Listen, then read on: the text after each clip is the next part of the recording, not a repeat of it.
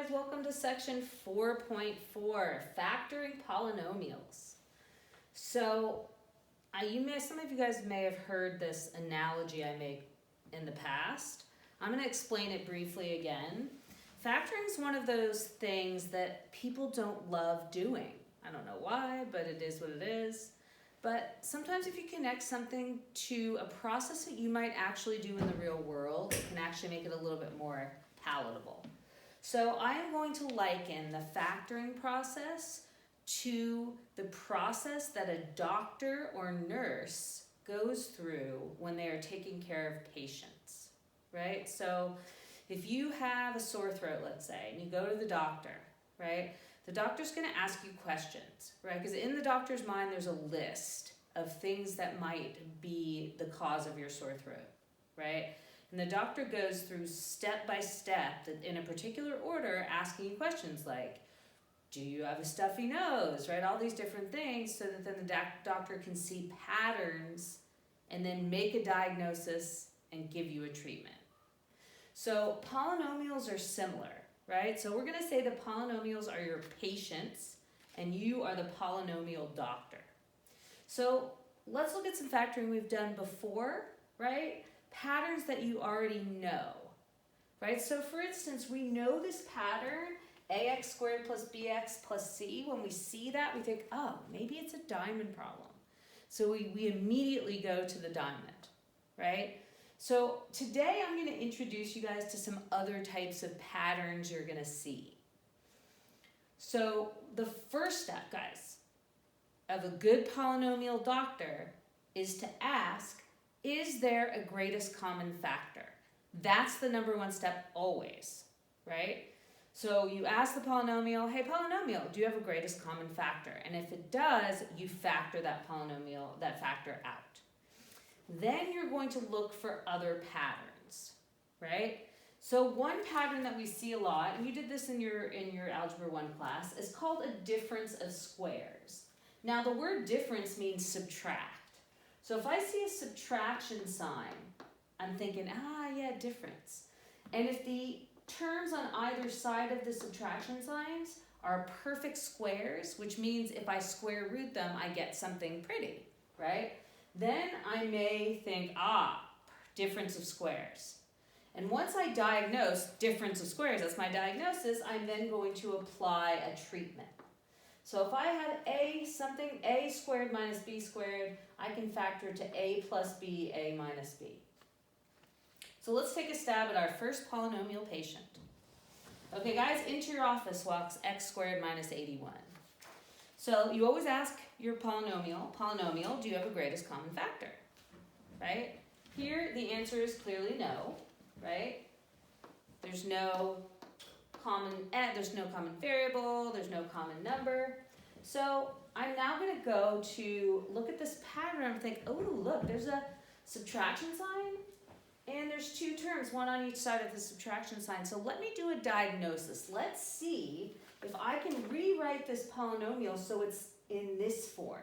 So something squared minus something squared.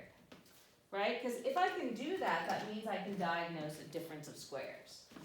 So I can say, is there something I can put in this parentheses so that I can get x squared? Well, if I put x in there, that gets me x squared. Is there something I can put in here to get me an 81? Well, 9. So I say, okay, polynomial, diagnosis complete. You have difference of squares disease. So what I'm going to do is I'm now going to give you the treatment for difference of squares. So if you apply this formula to our problem, in our problem, the a value, that doesn't work.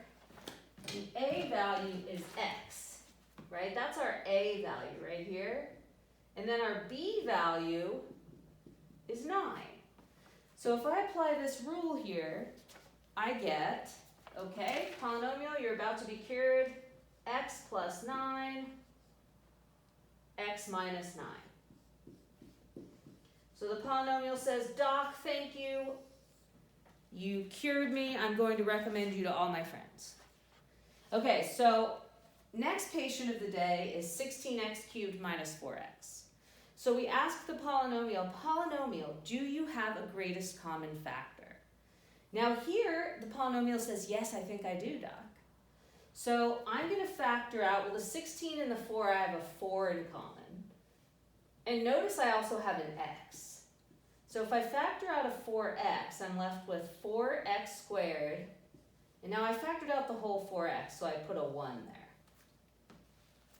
So the polynomial says, yeah, I'm feeling a little better, Doc, but there's still something nagging at me. I don't know what's wrong. So I'm going to look, I'm going to say, you know, I had a patient just like this earlier today. I'm going to notice there's a minus sign and then there's 2 terms on either side. Let's do a diagnosis. Let me give you a test to see if you're a difference of squares. So the way I can tell that is to say, can I write 4x squared minus 1 as a difference of 2 squares? Well, let's see. 4x squared I can write as 2x quantity squared. And the 1 I can write as 1. So do you see if I do this, I get 4x squared minus 1.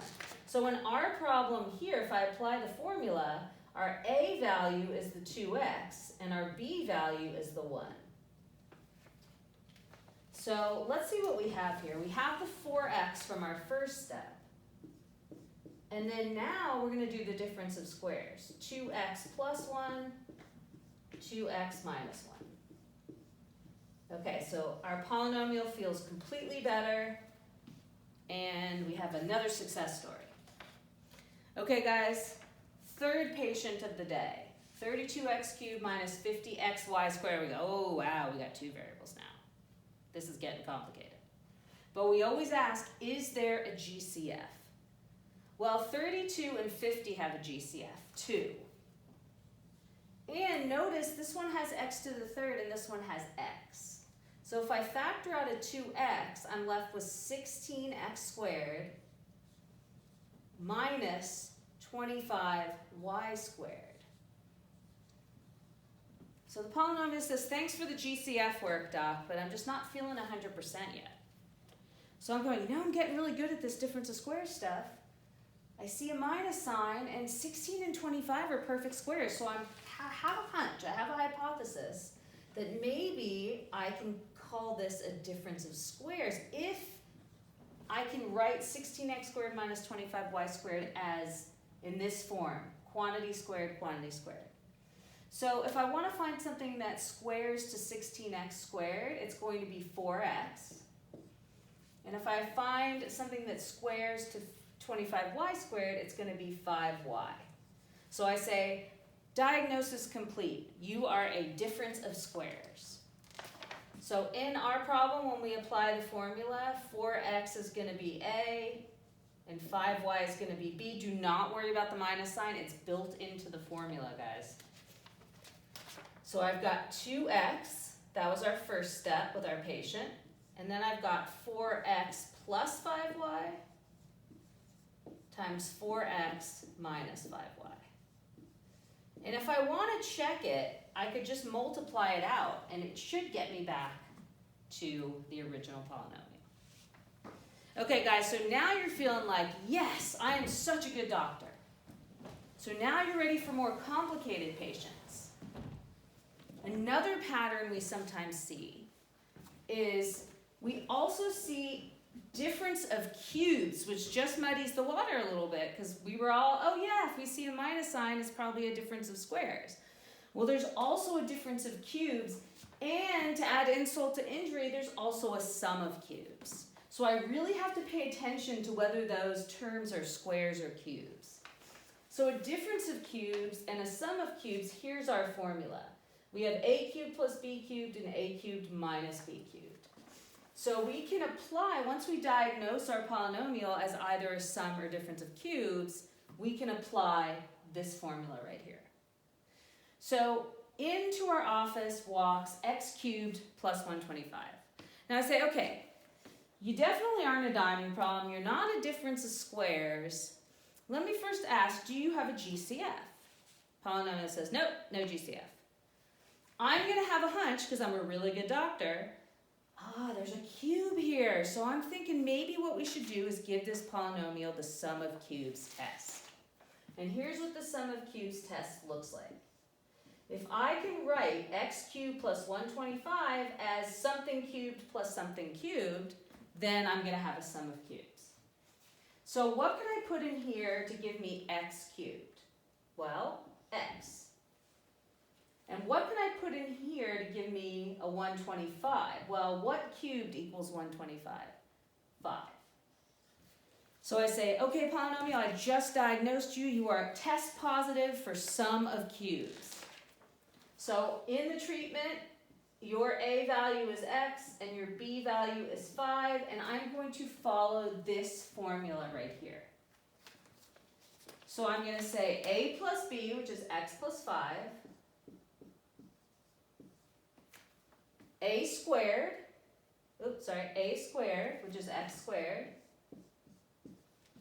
minus A times B, which is 5x, plus B squared, which is 25. Now you may think your polynomial factoring prowess may say, oh, that's a diamond problem.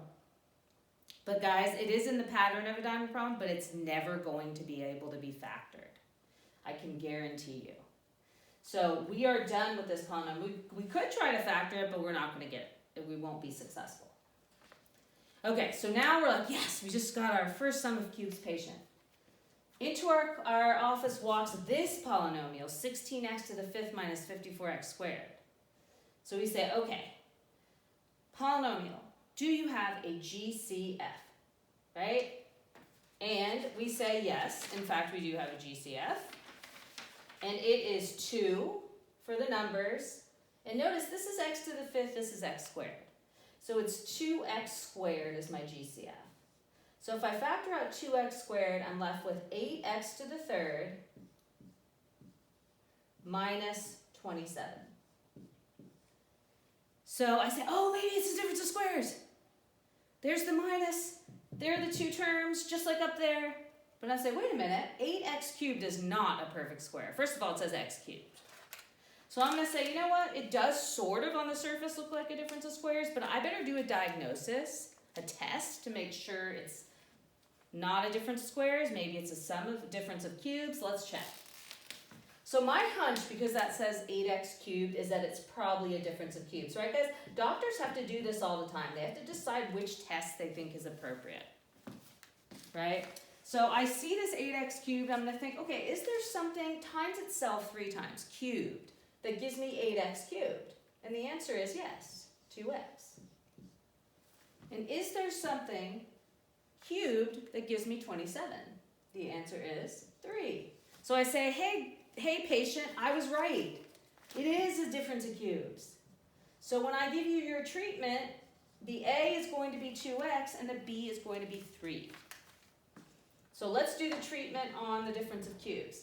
I have A minus B. So first of all, this 2x squared is out there waiting for me. A minus B, which is 2x minus 3. A squared. But guys, remember I have to square the entire 2x. So that gives me 4x squared plus A times B, which is 6x, plus B squared. B is 3, so that gives me a 9. The polynomial says, oh, doc, I'm 100% better, thank you. Okay, last patient of the morning walks in, and we say, okay, polynomial, have you got yourself a GCF? Answer is yes, I've got an x. So if I factor out an x, I'm left with that. Okay, so I'm like, okay, either it's a difference of squares or a difference of cubes. Well, 1 is this perfect square, and it's also a perfect cube, but look at 27x cubed. As a doctor, I'm going to have a hunch that it's probably a difference of cubes. So let's do the test. Is there something I can put in there, right, to make it 27x cubed? And the answer is yes, 3x. And is there something I can put in here to make this 1? And the answer is yes. So in our problem, we are going to call 3x our A and 1 our B. So of course we have our first step, x. And then let's look at our formula, our treatment here. A minus b. So that gives me 3x minus 1. Then a squared. Okay, guys, most common mistake. When I square 3x, that gives me 9x squared. Plus a times b, which is 3x times 1. Plus b squared, which is 1 squared. Okay, guys, word is getting out that we are the best polynomial doctors in town. Okay, so we just have this massive influx of patients, right? So we have our difference of squares patients, we have our difference of cubes patients. Now comes the really complicated patients. Do you know how sometimes you see a disease, guys, that looks like one disease on the surface, kind of masquerades as another disease? Well, these polynomials are the masters of that because they look kind of like the patterns we're used to, but they're not exactly, right? But we can use these old types of treatments to treat these kind of out-of-the-box polynomials. So one example is polynomials that are not quadratic, but they kind of follow a quadratic pattern, right? So the best way to see this is in action. Let's factor this polynomial. 16x to the 4th minus 81. That's not x squared. It's not a quadratic, right? But it kind of looks like a difference of squares because 16 and 81 are perfect squares. So I'm going to ask, okay, polynomial, do you have a GCF? Polynomial says, nope, no GCF. So even though that doesn't say squared, I'm still going to give you the test for a difference of squares. I have a hunch that you might be a difference of squares, even though you don't exactly look like one. Okay, so is there something squared that gives me 16x to the 4th? And the answer is yes. Right? 4x squared squared.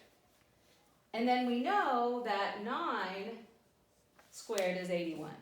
So I'm going to say polynomial, even though you have an atypical presentation of the difference of squares disease, you in fact have a difference of squares disease.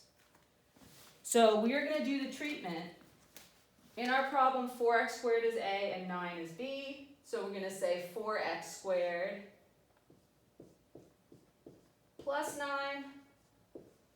and 4x squared minus 9. So the polynomial says, Doc, you know, I am feeling a lot better, thank you. But there's still something not right. So I'm going to go, okay, let me see. 4x squared plus 9, there's no such thing as a sum of squares. Is this a sum of cubes, maybe? No, because 4x squared and 9 are not perfect cubes.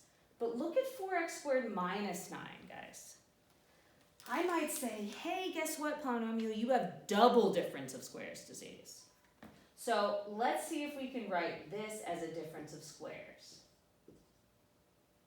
Here I can put a 2x, and here I can put a 3. So guess what, guys? This polynomial, poor thing, has double difference of squares disease. We factored a difference of squares, and we were left with yet another difference of squares.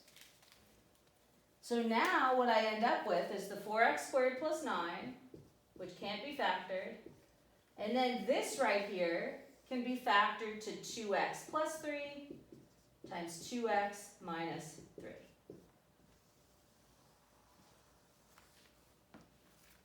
Okay, guys, good polynomial work.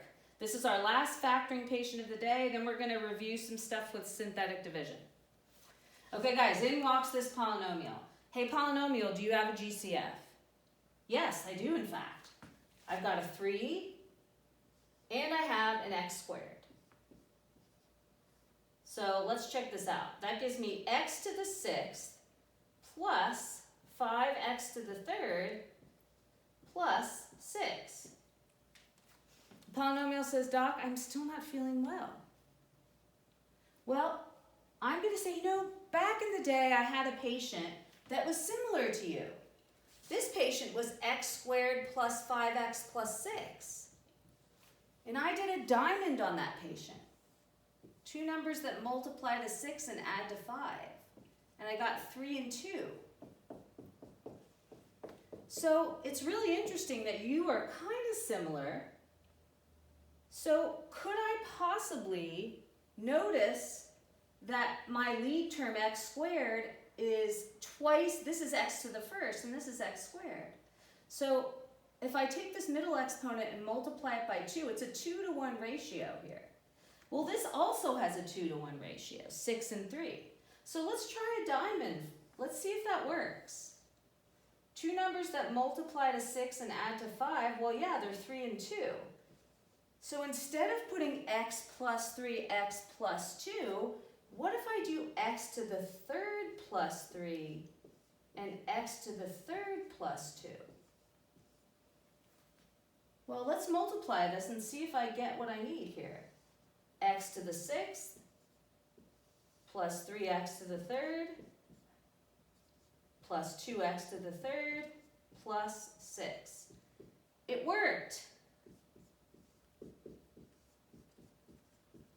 So I can say, all right, polynomial, you are ready to be released from polynomial hospital here.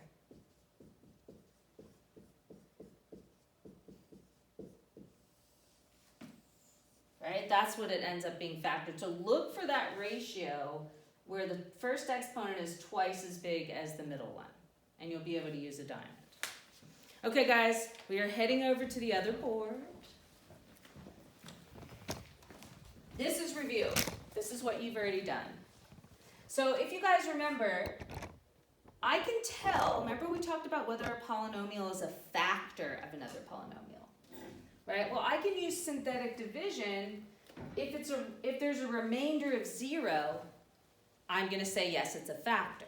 Now, one extra thing we're going to do is we're then going to take what's left over and see if we can factor that. Okay, so let's do some synthetic division here. So to find out what I'm going to put on the outside, I'm going to say x plus 3 equals 0 and x equals negative 3. So negative 3 is going to go on the outside. And notice, guys, I'm missing an x squared here. So I have to put the x squared right? Okay, so I'm starting with an x to the 4th. So let's bring down the 1. Negative 3 times 1 is negative 3. Negative 3 times 0 is 0. Negative 3 times 0 is 0. And negative 3 times negative 1 is 3. So we are going to say, yes, it's a factor. Right? Because the remainder is 0. So what's left? We know now that x plus 3 is a factor. And what's left over, remember we started with x to the 4th. So now our new quotient looks like this. Right? If we put our x's back in. So that's kind of strange. Right? We know now x plus 3 is a factor, and what's left over is x cubed minus 1. So the polynomial says, thanks for synthetically dividing me, Doc, but I'm feeling a little sick still. So I'm going to say, oh, take a look at this. Oh, not squared. I know it's not squared because that says cubed. Let me do a test on you to see if you have a difference of cubes. Well, look, we do. So we can apply our difference of cubes right here. Right? So we can say, all right, we've got our x plus 3. Then we have a minus b, which is x minus 1. If you look over at that formula, a squared, which is x squared, plus a times b, which is x, plus b squared. So now the polynomial is completely factored. Right? So we want to check what's left right? After what's left is in our synthetic division, is that something that can be factored? Okay, guys, is x minus 2 a factor of this? Well, let's figure out, let's test it. So we know x equals 2, so we're going to put a 2 out here. There are no missing exponents.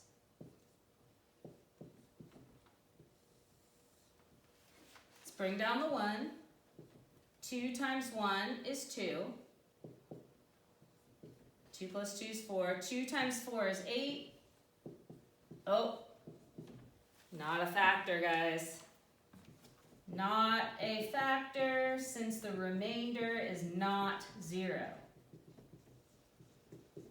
So we're done. We don't need to do any more factoring because it says if it's a factor, keep on factoring the rest of the polynomial. Okay, guys, here's our grand finale. We're going to do a real world situation here. Okay, we have a roller coaster ride. So this is our path of our roller coaster during the first 5 seconds, right? And this is the ground level right here.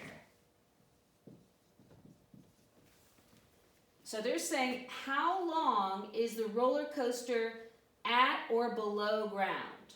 Well, let's look. This is the part where it's at or below ground, right in here. And I can tell just by looking that this is x equals 2. What I don't know is this.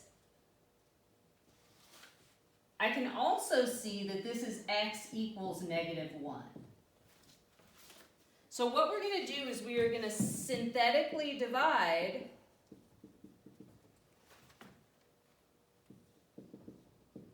first we're going to start with x equals 2, and then we're going to go to x equals -1. Okay, so I'm going to do 2. And my polynomial is 4t cubed minus 21t squared plus 9t plus 34. And I can already see on the graph that I'm going to get a remainder of 0 because it's right at the 0 mark. Okay, guys, let's do it. Let's bring down the 4. 2 times 4 is 8. That's -13. 2 times -13 is -26. -26, that would be